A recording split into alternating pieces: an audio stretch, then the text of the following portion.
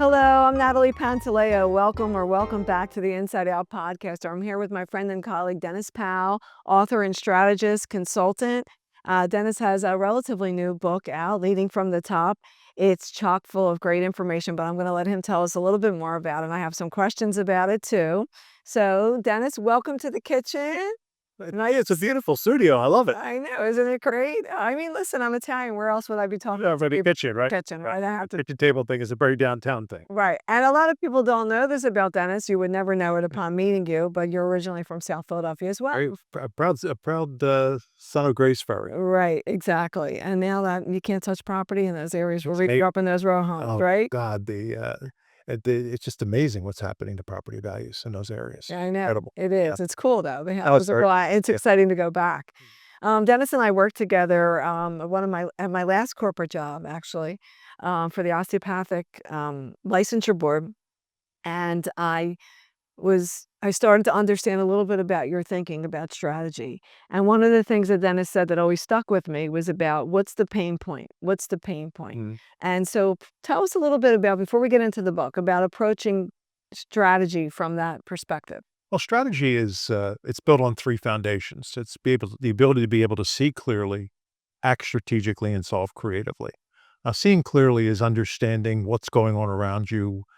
For example, when the automobile was invented, you could poo-poo it, saying, "Well, it'll never replace the horse and buggy," or you can embrace it, saying, "This is going to revolutionize the way people travel." When the personal computer was invented, you could say, I think this will just be for big businesses," or you could have said, "I can see one of these things on everybody's desk." Yeah. The people who see clearly, understand the opportunity or understand the challenge that new technology or new inventions is creating are the people who succeed. Yeah. And you look at periods of high disruption and you look at the fortunes that were made.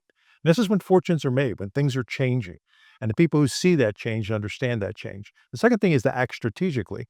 And I ask a lot of times when I'm doing workshops or something, I ask people, you have a big problem, a big issue facing you. What's the first thing you're going to do? Invariably, I get the answer, I'm going to create a strategy. And I said, what's the fifth thing you're going to do? And they go, what do you mean the fifth thing? I said, you don't do that to the fifth thing. That's the first thing, you got to understand the problem. And the second thing, which may be the hardest thing you do, is you have to be able to define success up front. Because everything you do moves towards your definition of success. Now, at some point in time, that definition may have to be altered in some way or maybe rethought. But when you shouldn't create a strategy until you've defined success. And the third thing is solve creatively, which is don't be afraid to color outside the lines. Yeah. So I think something you said, the operative word there was success. So success is measured in many ways, and everybody's objective, or whatever anyone's objectives or what they think their objectives are different from the next person or the next organization or the next company. But I think in the history of time, you just broke that down very simply. In the history of time, whenever there's change, people do not like change, and change is the only constant. Change is inevitable. Right. So when something's new is coming, people don't want to abandon the old ways and jump on the train. And I also think you said, there's great fortunes to be made when there are disruptions and things come into play, but there's also great advances. It's not just only financial gain, right? There's great advances. So you dive in this book with how many presidents do you cover? 15 presidents, the most recent 15. Okay. Yeah. And the way that they strategized, or the way that they addressed the pain points? This book is about issues management. So it's about pain points. It's about something that happened that was somewhat disruptive, or there was an opportunity to be gained from it within their administrations. So I start off with Franklin Roosevelt and I go through Joe Biden because that's when the book was written. Now, I took those 15 presidents because that was the period of the modern presidency. That's when the presidency was really big, and it was much more complex than it was in earlier presidencies. And I look at the issue and I give a brief historical narrative about what the issue was about. And then I said, what can we learn from what they did? And the lessons are simple. Some people say, well, it's the painful elaboration of the obvious, but I put them all in one book. There's about 175 of them in the book. But let me just give you some examples. Franklin Roosevelt faced an enormous problem, the Great Depression. People were scared. They were hopeless. I mean, 25% unemployment. Banks were closing. And he ran saying, one, I got to color outside the lines. But two, before I color outside the lines, I have to do something fundamental. And the fundamental thing he did, which was brilliant, was he asked permission. And you say, well, yeah, if you're going to do big change, ask permission. Don't sneak up on people and Ask say permission of surprise. the people? The people, the voters. Okay. Say, I would like permission to fundamentally change the relationship between you and your federal government. And they said, okay, we trust you. Hmm. Now, the second thing was, okay, now you've said it. Now you've gotten a big vote and you're in there. You could say, well, I got a mandate. I'm going to go do what I want now. He was smart. He didn't just take his mandate and run with it. He said, let me prove to the people that what I say I can do, I can actually do. So the first thing he did when he became president in March because we hadn't changed the time yet, he closed the banks. People had no confidence in banks. They're all taking their money, and some banks were closing and couldn't give people their money. My grandmother, her family went to the bank and there was no money left. So he lost all her money. Could you imagine? And it can happen. Well, he used to, but we didn't have things like FIDC insurance. Right. So he closed the banks for 3 days and he reopened them with a regulatory structure that regained confidence in the banks. And people were lining up outside banks to put their money back in. So let's back up a minute to your original overview of how strategy is approached. Mhm. In that exact example with Franklin Roosevelt, coloring outside the lines, in your research or in your knowledge, how did he come up with that idea to solve that problem? Surrounded himself with a lot of smart people. Realized that Hoover, although a very smart person and a good manager, was not willing to go far enough. So he made those assumptions. So see clearly and coloring outside the lines were bookends. Right. And then he acted strategically to make sure he didn't do too much too big up front. Start off slowly, trot, get your footing under you, understand the race, understand the flow, and then you can move on. But once he did the banks, the American people gave him permission to do pretty much whatever he wanted. And for about 8 years, he has they He trusted. the credibility. Yeah. So each president, there's different lessons, and you as a communications professional, I think, would appreciate some of them. I mean, you go through like Eisenhower. And what people don't understand about Eisenhower is when he was elected in 1952, Plessy Ferguson was the law of the land, meaning segregation in America was legal, according to the Supreme Court. He gets sworn in 53. In 54, the Supreme Court decides Brown versus the Board of Education. Now they're saying, well, you can segregate, but you can't segregate in public schools. Black kids have to be admitted to public schools. On 57, the governor of Arkansas said, black kids ain't going to our public schools. And it laid up on the president's desk. So what does he do? How does he see clearly, act strategically, and solve creatively? Mm. What he saw clearly was this is no time to start a civil war. We are not in a period when civil rights is yet ripe. So I got to sort of step back a little bit. Let's not push the envelope too hard. What he did is he took a giant problem and he made it into a small problem, a very small problem. He eventually defined the problem as something where it was an unruly group of people who were acting up in Little Rock, Arkansas. So, but what he did, he also sent a message that if you do it in your town, I'm coming with the army, and you're not going to be doing it for long. Right. So some of them were absolutely brilliant, and then there were failures. Yeah. There were failures. There were near failures, and then there were absolute failures. I remember reading Team of Rivals about Lincoln, of course, and I thought one of the most brilliant things that I took away from that book was that he surrounded himself with all of the people that he ran against, right, in his cabinet, so that he would bring in the diversity of opinion. Because when you're just surrounded by yes men, right, you're not going to be able to really invite innovation or change. Right. You have to have that challenge of the difference of thought, right? And sometimes a challenge comes from like the gravitas that somebody. When Kennedy became president, he was the youngest president. And he didn't have a lot of experience, but Allen Dulles comes to him and says, I'm the head of the CIA. I'm a very experienced guy. And the CIA says we can go take over Cuba. And he sort of deferred to Dulles. And he had the Bay of Pigs invasion, which was a disaster. Right. But what he did, and this you might appreciate this as a communications person, the next day he didn't go on the air to apologize with his tail between his legs. The next day he went on the air and he told the American people that the nature of war had changed. And now wars are going to be different than they were in World War II, or even, even Korea. Now wars are going to be fought as small skirmishes. Sometimes you win, sometimes you lose. You have a proxy here and a proxy there. So Sounds like a spin, but but it was a spin. It worked. It got him back. It got him back like moving forward. right. And then a wag the dog maybe came along or something like that. Not to skip ahead about more content about the book, but what I really love is the cover. Oh yeah. Because it reminds me of the old Lampoon, cartoons, which sadly, we don't have that kind of cartooning.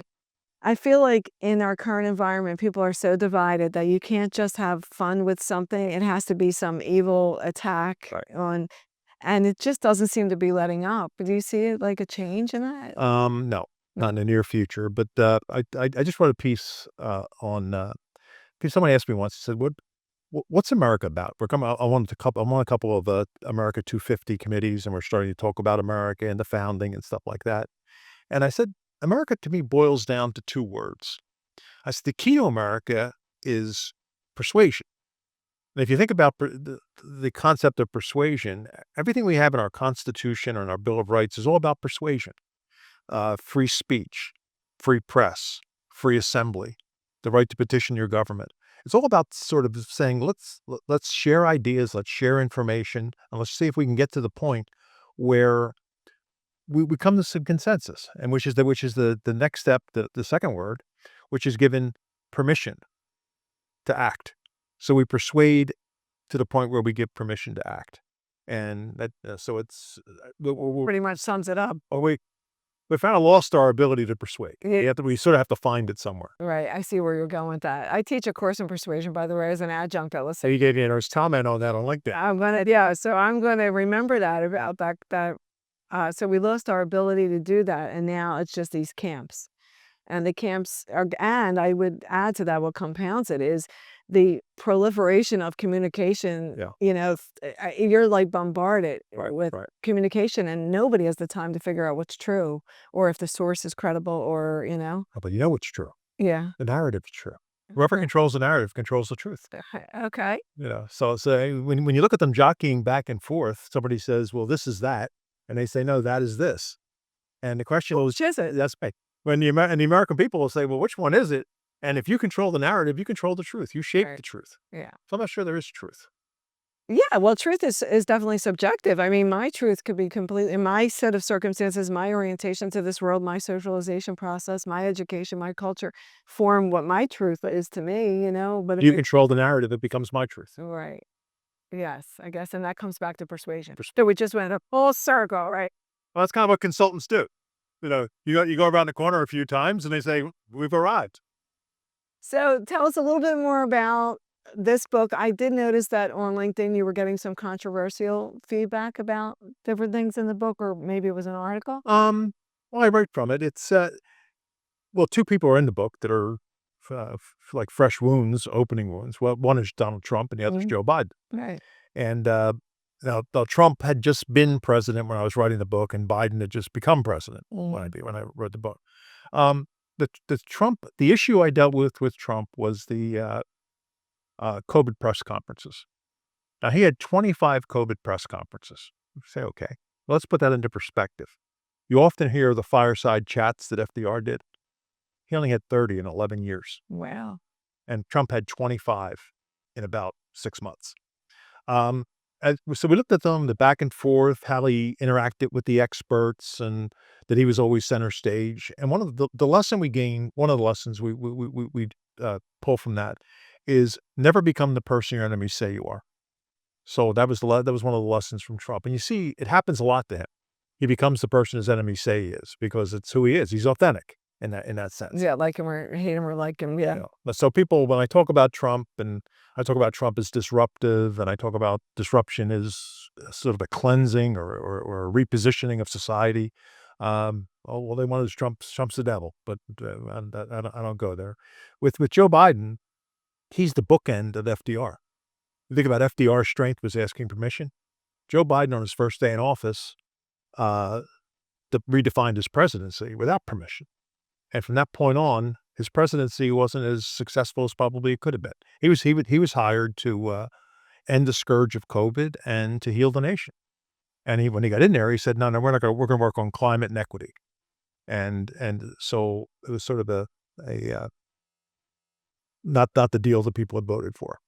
I think I'm always gonna think in terms of persuasion now with future presidents hearing that, insight, because it's really there's so much to it. We know as even communicators, like presentation, marketing, what I do for a living, Yeah. making everything look more exciting or, um, I mean, in an authentic way. Right. I'm never gonna if you hire me, I'm never gonna market something that's not true. But then again, we just determined that truth is very subjective, And so let me get people a very simple objective out of today's news. And what I try to do people train people in the book is how to look at the news and analyze it in a way that's not like at each other's throat. But I was critical of Doge, which is the Trump Musk coalition, and I was critical because I think they used the wrong word. I don't think they should have used waste, fraud, corruption, and cuts. When you think about the cut, when you have cut, two sides of cut, you create friends who say, well, that was useless. We should have done away with it. It was wasteful. But you also create enemies. There are people who lost their job or were dislocated in some way. The consultant who maybe worked for that organization. Um, I think they should have used the word value. What they're trying to do is go through government and provide more value to the taxpayers, doing two things. One, eliminating things that aren't providing value. And the second thing is updating the way we do things to provide more value. And the air traffic control is a good example of that. So what you see is a narrative that you can build on rather than a narrative you have to defend. right. And that's part of strategy.